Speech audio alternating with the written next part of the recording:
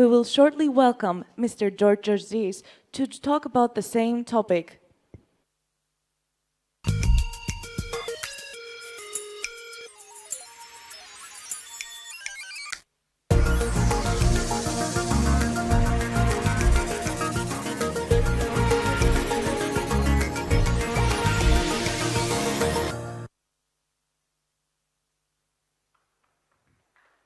Good afternoon, everyone.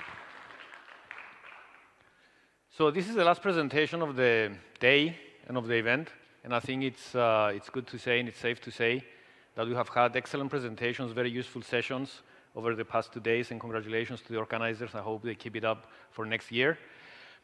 And I think that it's also safe to say that the key message is clear. We're heading towards a digital world. And many times the discussion is how we're going to do that or how we're going to get there. We saw how Estonia did it. It's a very interesting example. But also, for somebody like me, the question is how does this relate to banking? How does it relate to the banking world, to banking services? And how does this define the relationship between banks and the rest of the digital world? So my name is Tziortzis. I'm here on behalf of the Bank of Cyprus, an organization that you all know, an organization that has been the cornerstone of the economy for longer than we can remember or that we have been alive, but also an organization that I truly believe and I can say has understood, accepted, knows, and is and will act on the fact that the banking business models are changing and the current banking business models are not sustainable. So, I'm not going to talk about banking as such today, but I will talk more about what we call lifestyle, and I will explain. Let's take it from the beginning. We've been in the pandemic for 2 years. 2 whole years passed by, and what did we learn from that? Actually, I would say we didn't learn, we verified things that we already knew. The human nature, the fact that we all came together to fight this. The fact that at the same time, we have polarization of different schools of thoughts and different ideas. The fact that our physical and mental strength has been tested. I mean, the virus itself stresses our physical strength, but also the pandemic has taken a toll on many of us, both at the corporate but also personal level. But within all this, we have very easily seen the effect of technology on our daily lives. We also saw something that most of the people in the industry, in the technology industry, have been talking about for years, and to a certain extent, we are happy to see the rapid adoption of change, including technology, including digital services, including what the minister was talking about before and many others, when inhibitions and states of mind changed because of the pandemic. So at least now, we know that we can do it if we want to do it. All these are leading to the fact that there is a change in lifestyle happening. It's a change in the world, but it's very, very deeply rooted in what we call lifestyle, which is basically the way a person lives, the way a person works, the way a person entertains itself, the way a person grows and evolves. So, if you will look back at when COVID hit, and actually around March 2020, we can very easily say that our lifestyle quality dipped, and then through the help of science, the vaccines and the treatments, and through the help of technology, all of the new services that came up, all of the new automation, our lifestyle quality started again going up and rebounding. Funnily enough, the same trend is shown for the stock prices of technology companies. This shows the very simple and significant relationship between the new lifestyle that we are about to experience and technology itself. But many say, are these changes here to stay? Of course they are. Not everything. I mean, we're not going to wear a mask forever. But at least anything that has to do with our lifestyle, the effect of technology will stay and will become even more. But how about, as I said before, banking And how about the banking model? And what is banking? I mean, there's many different definitions. If you ask somebody, it's I'm using my money, I'm moving my money, I'm asking for money. It's all about money and the motion around money itself. And how should banks adapt? So to think about this a bit more, let's look at the struggle in the banking sector. So let's start with legacy banks. The Bank of Cyprus is a legacy bank, and we accept that, and it's our challenge. What are we doing? We are spending continuously on transformation and or digital transformation over the past many years. I can say, and I hope nobody shoots me for this, it has little effect on market share, and it has some effect on customer experience. But we keep spending because we come from a dark past that needs to be transformed, and we're trying to do that.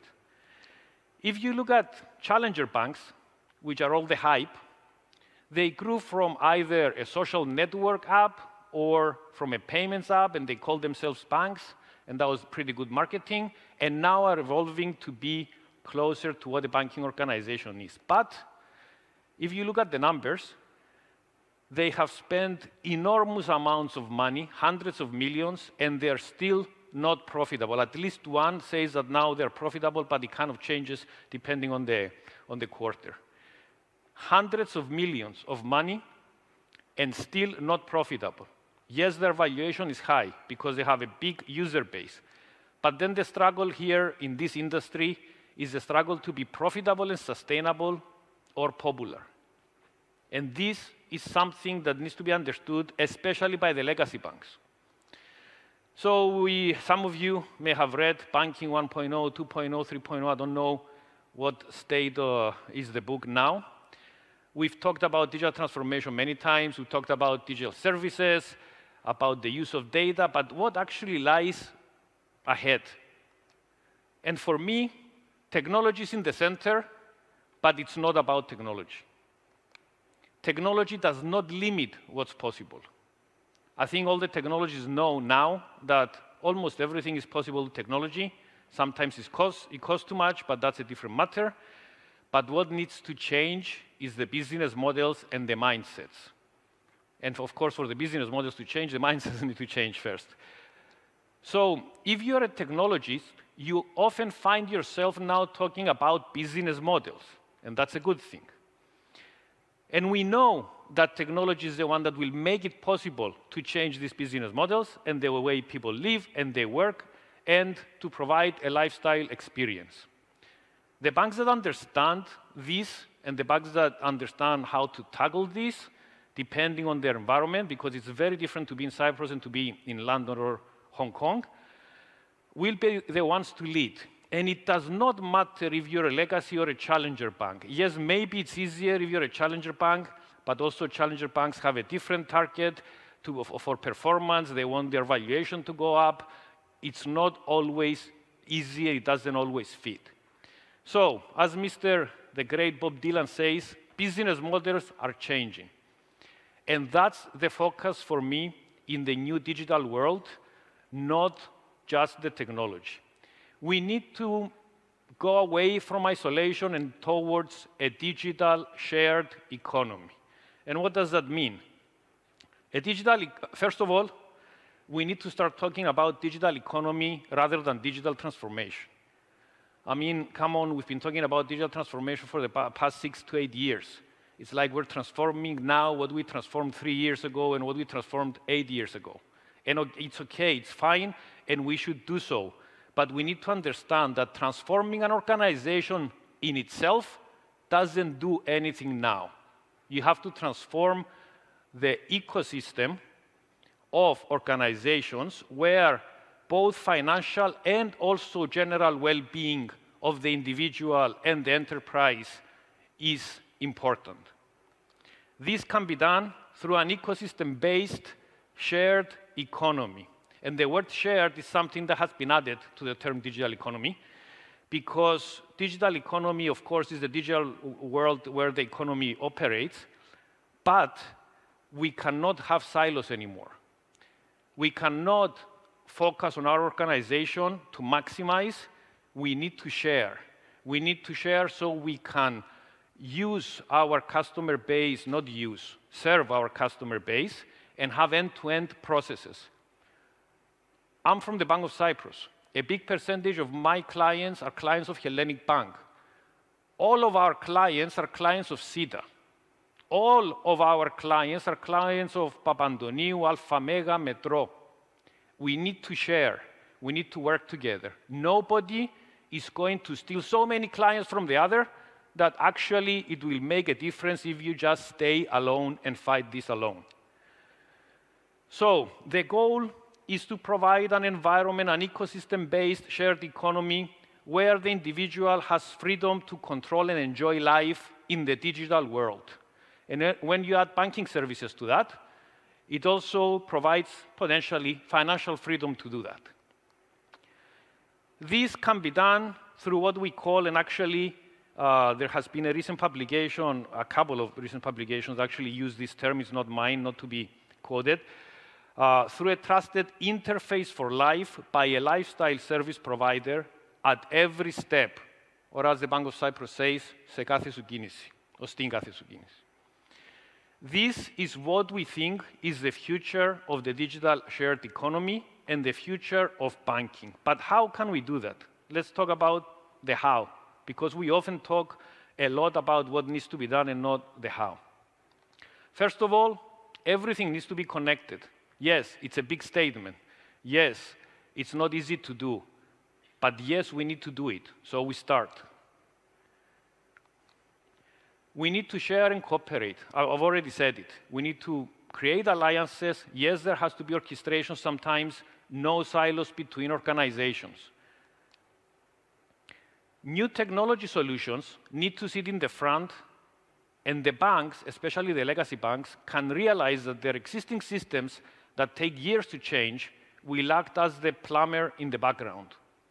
I actually used, this term was used by a friend of mine that went into RegTech, and to explain what he was doing, he said, I'm doing the plumbing for the banks. And now I'm saying that the bank should be doing the plumbing for the digital economy. Some organizations need to take the pole position. They need to go ahead. They need to drag everybody together. They need to collaborate. Not everybody can lead. And to do that, we need to leverage core strengths of each individual entity that participates in this digital economy. We need to share that knowledge and skill, and we need to solve problems. Instead of developing software, software providers, for example, instead of developing a banking product and going out there and say, look, I have this banking product, will you buy it? Or look, I have this software that is good for this industry sector, please buy it. We need to come together, understand the end-to-end problem, and then solve it. When a client comes to the Bank of Cyprus and asks for a loan, before that, let's say housing loan, before that they had a baby, they got married, they decided they want to move out of the apartment building, sorry, I thought I moved the slide. They decided to move outside of the apartment building. They went out, they searched, they talked to real estate agents, they asked around for a loan, they got the loan, let's say, they decided what to buy, they made the down payment, they went to the land registry, they went to the tax department, and all of that. That's an end-to-end economy cycle. If we all address a part of it, then it will be a digital fragmented economy. So we need to develop relevant and life-sensitive financial and other integrated lifestyle products, especially from the banking point of view. I need to know the need of the individual at that point in time, and I need to be next to them and not wait at my branch for somebody to come and ask for a loan.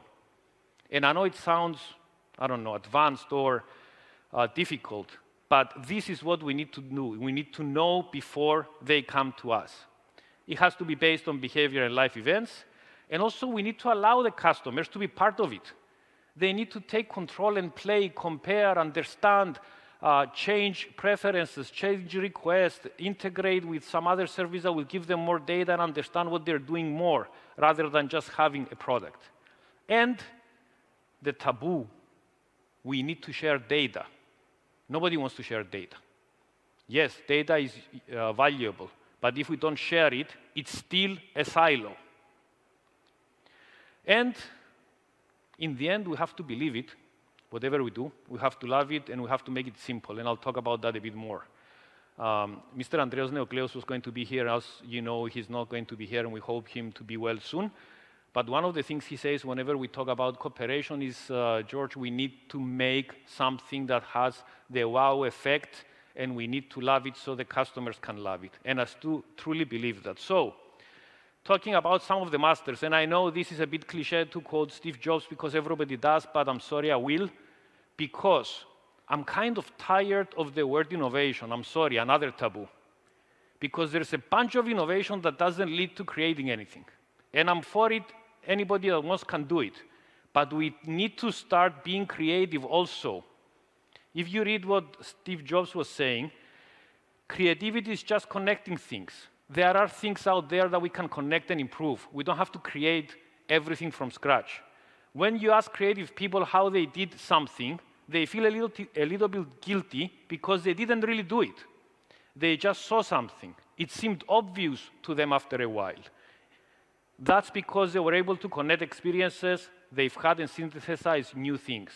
So there is a lot of room for creativity in the digital shared economy if we all work together and understand each other, understand the problems of our clients. Another individual I would like to quote is somebody I didn't know. I learned by watching Discovery Channel late at night. Is Mr. Kelly Johnson from Lockheed Martin and Skunkworks. Skunkworks was the company that was doing top secret work for the American government and developed actually the Blackbird fastest plane in the world. And basically, he said something simple, which is keep it simple. They asked him, what's your secret? How can you deliver so fast? And he said, I always keep things simple. And then they came up with this KISS, which is not the band, KISS principle, keep it simple, stupid. And people from the bank here probably have heard me say things, this is not as complicated as X, Y, Z, and then everybody says, oh, you're simplifying things. Yes, but we need to simplify things. We cannot just keep everything complex because somebody said so, either a regulator or a control function or marketing or whatever.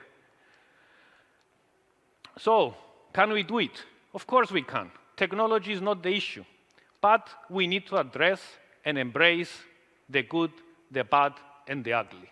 And let's see what's good. First of all, the Bank of Cyprus is good because we want and we will take the pole position and share. We are not going to take the pole position to exploit. And some of you that we have started having the discussions and the analysis know that. We have 300 plus digital active users. Nobody else has that. Not even the telco provider, SIDA.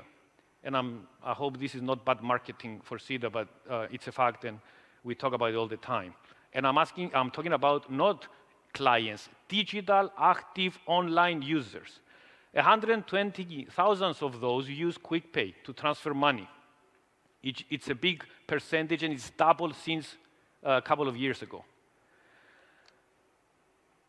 We have started work with a dedicated team to connect everything. And again, this is not tha. We have started work with a dedicated team to connect everything. And this, for me, is huge. And we're trying to make it simple. This is a battle I give, and other people, not just me, on a daily basis. Make it simple and share. The bad. Silo culture. We go and talk to other organizations, and the answer is, but I have mine. And it's better. And as I say there, most times it's not even bigger.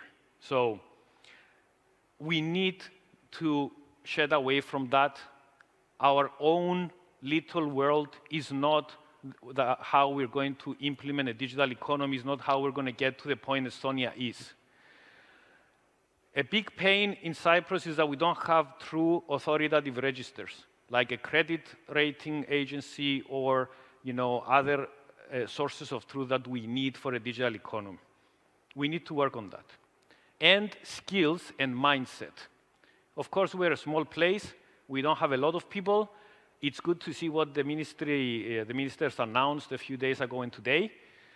We need to bring people from abroad.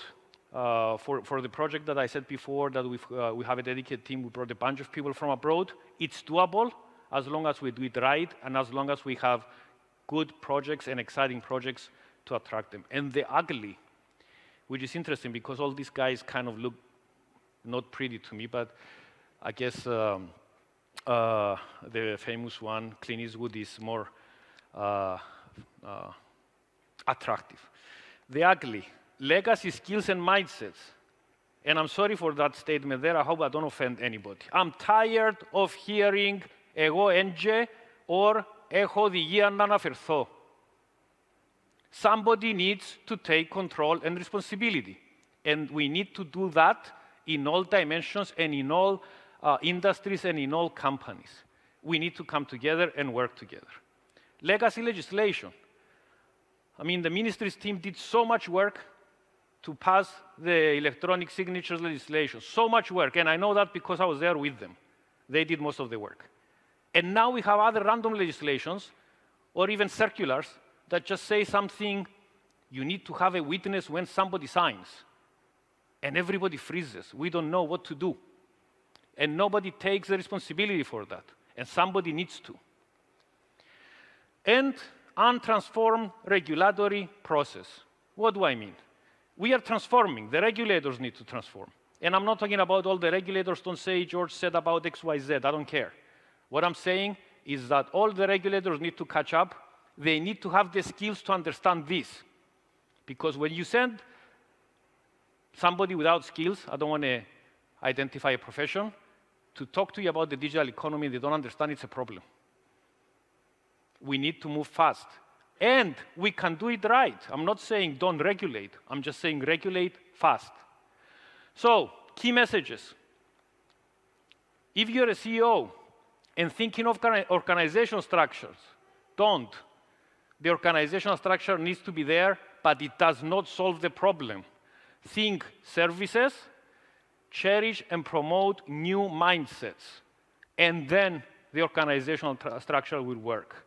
If you're a CIO and you're talking about technology, virtualization, hardware, I don't know, DevOps, then something's wrong. You need to be talking business models. If you have a digital transformation department, you have not operationalized transformation.